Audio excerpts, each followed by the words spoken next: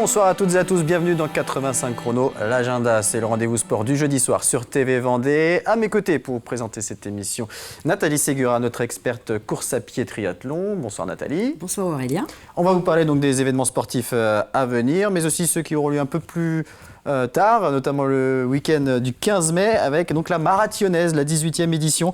Et donc nous recevons deux organisateurs, Nicolas Chauvière, directeur de course, bonsoir. Bonsoir Aurélien. Et Eric Manteau, membre de l'organisation également. Bonsoir. Donc on va parler dans quelques instants de cette Marathionnaise, 18e édition, je le disais, Nathalie, avec 4 courses au programme. 4 courses, une grande nouveauté, un 42 km, là, vous allez nous en parler, vous faites fort. Sinon on a toujours le 6 km, le 12 km et le 24. Tout à fait. Voilà. 6 km jusqu'à présent, c'était réservé aux féminines. Cette année... Pas de mix. Mixte. Voilà. 6 km mixte, hommes et femmes. D'accord. Pas de restriction. Le 12 km, pas de changement. Des petits changements de parcours pour innover, mais toujours la même boucle au bord de Lyon. Et par contre, le 24 km, un petit changement de parcours ? Oui, parce qu'il va prendre le début du 42 km et donc il y a une nouveauté avec des chemins au bord en allant vers Aubigny, surtout sur le début. Donc quelques nouveautés sur 24 km. Et donc le 42 km, c'est venu comment cette idée de marathonnaise, c'est logique, c'est un peu une distance logique. marathon sur une marathionnaise. Alors oui, on discutait de cette distance avec Claude depuis 3-4 ans et on a décidé de se lancer cette année. On avait des forces vives qui sont arrivées dans le bureau. Donc en plus d'Eric, il y a eu quelques changements dans le bureau. Et on a décidé de lancer cette course. Donc une belle nouveauté, il a fallu repérer le parcours. Donc les parcours sont prêts. Et donc on attend maintenant les inscrits pour cette belle course, ces 4 belles courses le 15 mai. Donc les inscrits, c'est sur Espace Compétition. Oui. Jusqu'au dernier jour. Voilà, jusqu'au 14 mai. Jusqu'au 14 mai. Et retrait des dossards le jour de la course. Le samedi matin, oui, quelques minutes avant la course. Dimanche matin. Dimanche matin. Ouais.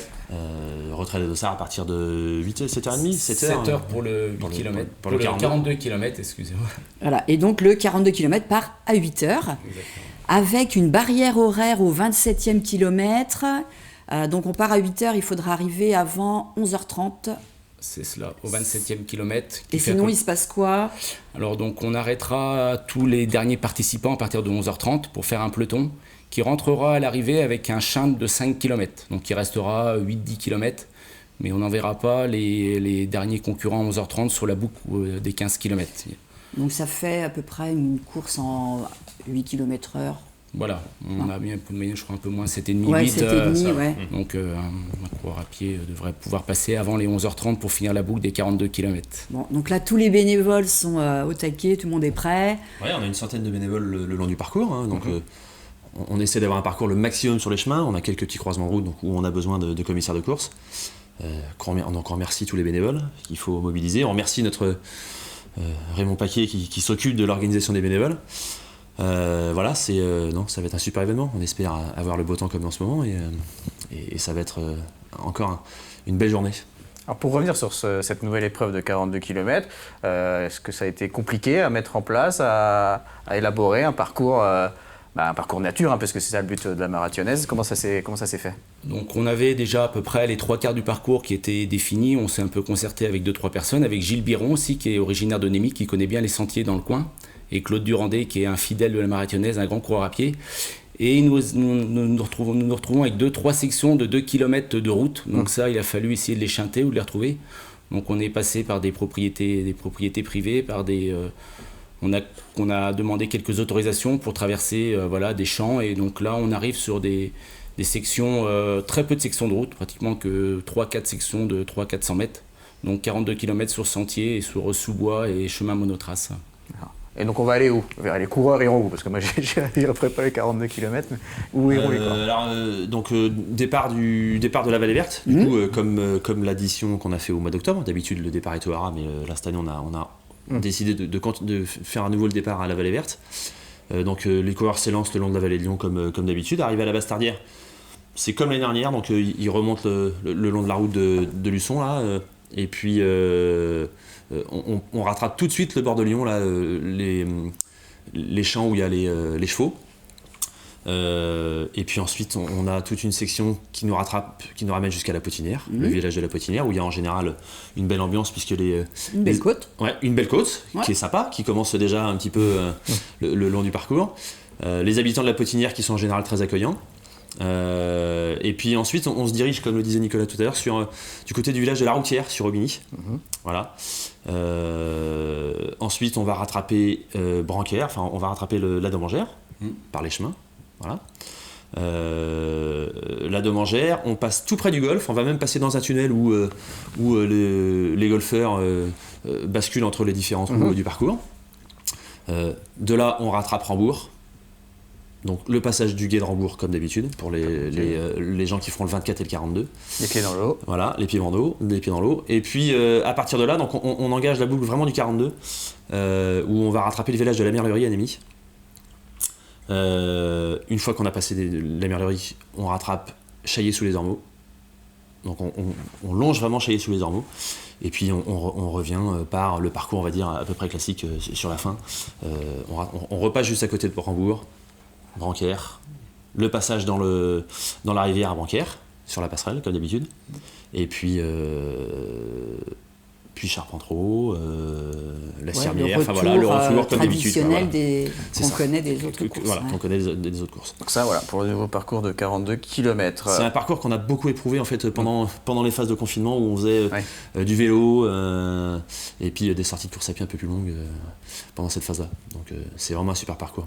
Alors on continue à parler de la marathonaise bien sûr dans quelques instants, mais on va faire un petit point sur l'actualité sportive et on est notamment avec du tennis puisqu'on connaît déjà l'une des têtes d'affiche du prochain Open de Vendée de tennis qui aura lieu au Vendée-Space du 3 au 9 octobre prochain. Richard Gasquet sera présent pour cette 9e édition. L'actuel numéro 76 mondial a déjà joué au Vendée-Space. C'était en 2014 lors d'une rencontre de Coupe Davis face à l'Australie. Il avait remporté 2 victoires en simple et en double. Un mot de basket puisque les trophées LFB qui récompensent les meilleures joueuses et entraîneurs de Ligue féminine de basket ont été décernés mardi. Le 5 majeur de la saison a notamment été dévoilé et on y trouve Ornella Bancolé, la capitaine de la Roche-Vendée Basket, qui sur 18 matchs affiche une moyenne de 15 points, 6,3 rebonds, 2,8 passes décisives et 15,2 d'évaluation. Le RVBC qui en a terminé avec la saison régulière mais qui va attaquer les playoffs ce week-end avec les quarts de finale aller du côté de Lyon, Asvel. Lyon qui a terminé 3e de la saison régulière avec 15 victoires et 7 défaites. Le RVBC qui a terminé 6e avec 12 victoires et 10 défaites. Un partout sur la saison régulière. Lyon était venu s'imposer à La Roche 95-61, mais La Roche était allé battre Lyon le 20 mars dernier 74-68. Donc match aller à Lyon ce samedi et match retour aux Oudéry à La Roche le mardi 10 mai. On va écouter Manu Baudy, le coach, Ornella Bancolé, la capitaine, et le président Philippe Provost au sujet de ces playoffs face aux Lyonnaises. Ça va être des gros playoffs. Voilà. Maintenant, on va être attendu parce qu'on a gagné là-bas. Donc on va être pris au sérieux et ça va être super chaud. Maintenant, voilà, on va essayer de faire le maximum pour essayer de faire un coup, quoi. Peu importe l'adversaire, nous, on s'est fixé des objectifs individuels et on se concentre vraiment sur nous et sur notre maîtrise à nous. Et on a envie de faire de belles choses pour nous, pour le club, pour cette équipe.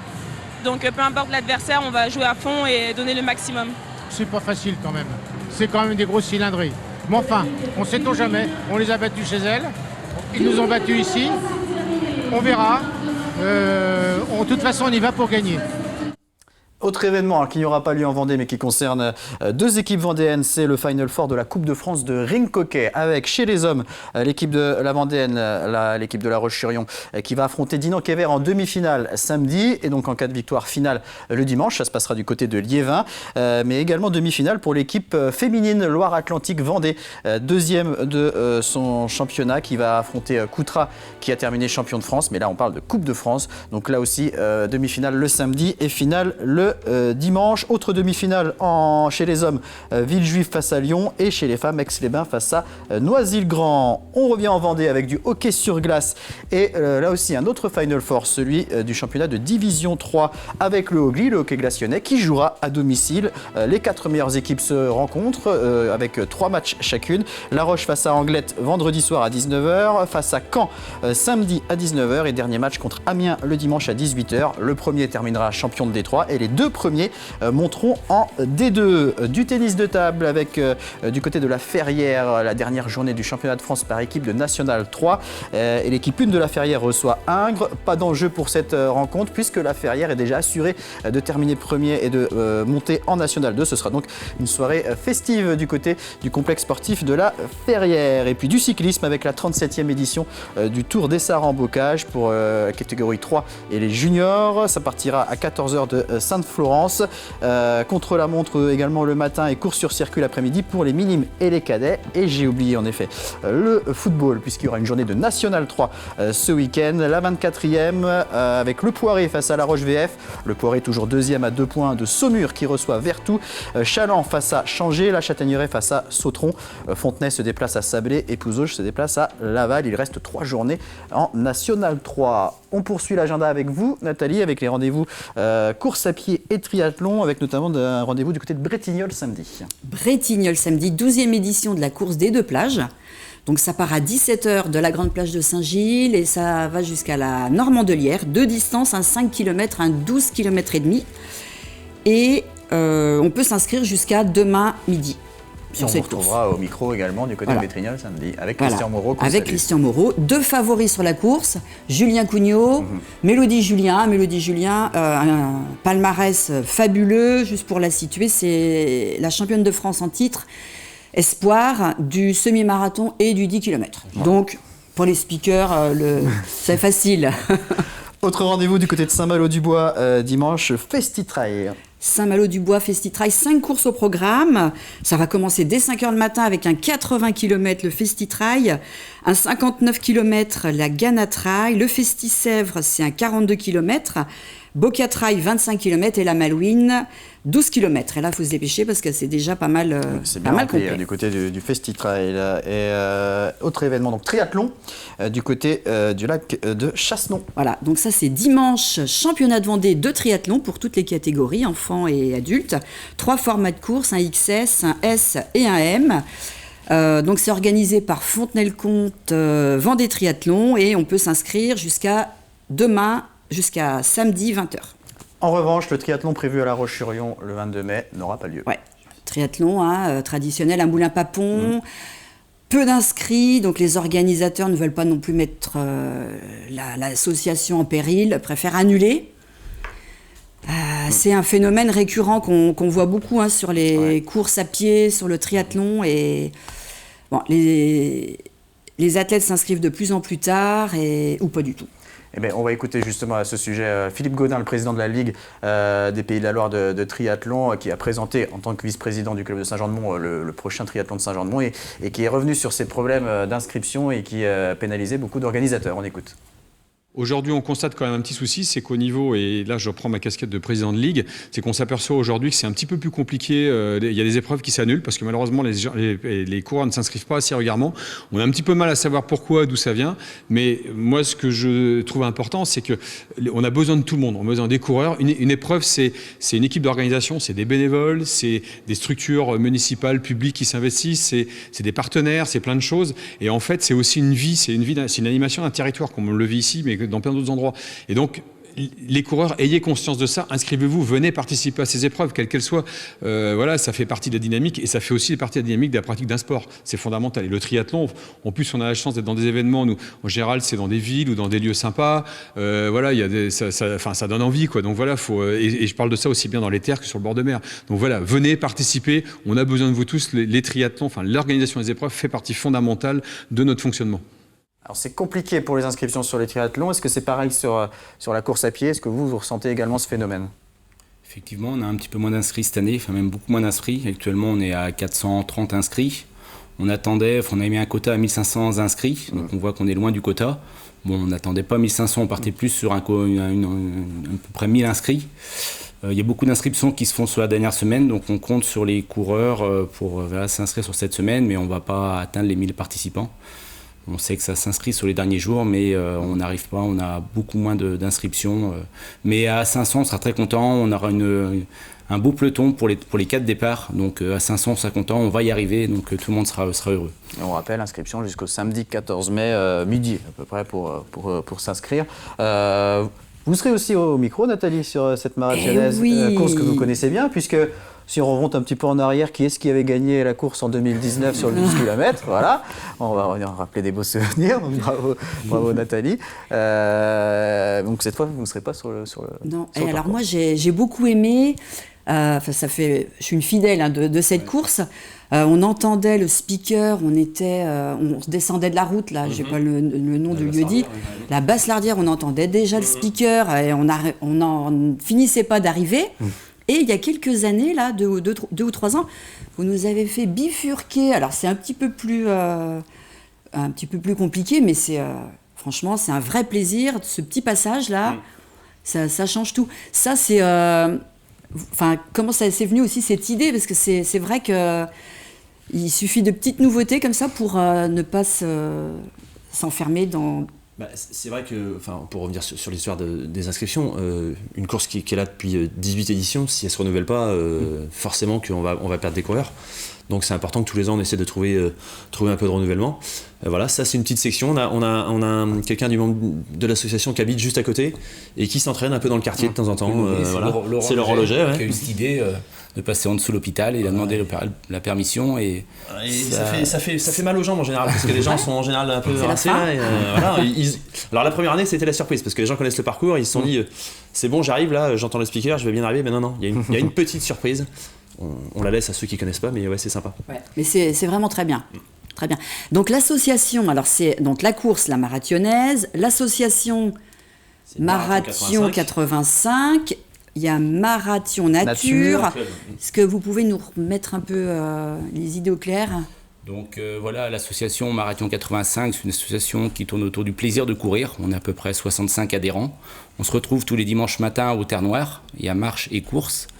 Donc c'est là où on va chercher notre vivier de bénévoles. Donc les gens sont là pour nous aider aussi sur la course. Et pour encadrer cette course, il a fallu créer maintenant peut-être il y a une quinzaine d'années un club affilié à la FFA qui s'appelle Marathon Nature. Donc il y a très peu d'adhérents. C'est essentiellement un club support où il y a 5 à 10 adhérents à la fédération. Oui, c'est une obligation légale. Voilà, c'est pour avoir les arrêtés, être inscrit sur le calendrier. Donc on a cette structure et puis voilà le vivier de bénévoles qui vient de l'association Marathon 85. Et une association qui a 33 ans. Et donc en étudiant l'asso, j'ai vu que le premier président c'était Jean-Claude Mérer, qu'on voit encore courir là. Qui sera sur le parcours, vous essayez de le retrouver, mais il est prévu sur le parcours à un point bien stratégique. Ouais. Il sera avec Michel, qui était notre ancien directeur de course, qu'on salue, Michel Vandenen, qui sera avec Jean-Claude Mérer sur le parcours. Donc je vous demande de les saluer si vous les voyez. Voilà. Très bien. Niveau bénévole, vous avez assez de monde ou alors il faut qu'on fasse un appel? Mais on arrive à 100 bénévoles. On partait souvent sur 80. Donc là, avec la distance qui s'est agrandie, on a fallu... sécuriser plus de chemins et de carrefours. Donc on arrive à 100 bénévoles. Donc on va arriver à bien encadrer la course. On aura toujours 20-30 personnes sur la vallée verte pour la remise des dossards, la remise des lots, les ravitaux. Et il y aura 4 ravitaillements sur la course. Pensez à emmener vos gobelets. Voilà, on ne fournit plus les gobelets jetables. Donc pensez à emmener vos gobelets.